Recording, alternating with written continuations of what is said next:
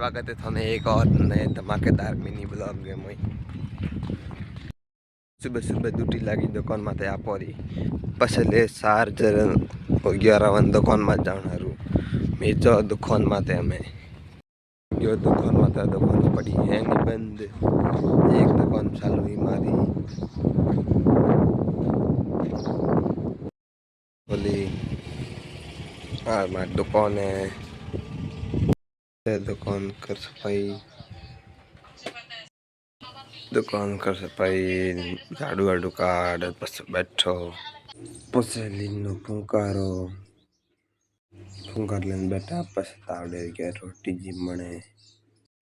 आज तो तावड़ो घणो और देख लो व्यू टावर कंदरो घणी रोटी रोटी जी बिना ना दूजो करना है बस दुकान माते ढाणी वीडियो बनायो कोनी क्योंकि भूल गयो बस दुकान में आयो रो दुकान में बैठो हूँ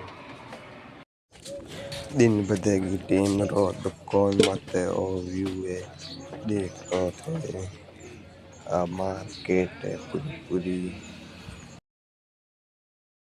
बस दिन बदले टीम रो घरे आयो रो दुकान माते हूँ घरे आयो बस थैंक आइयो बाबा। आपको आज का ब्लॉग पसंद आया लाइक करें कमेंट करें चैनल पे नए आए चैनल को सब्सक्राइब करें। मिलते हैं नेक्स्ट वीडियो में।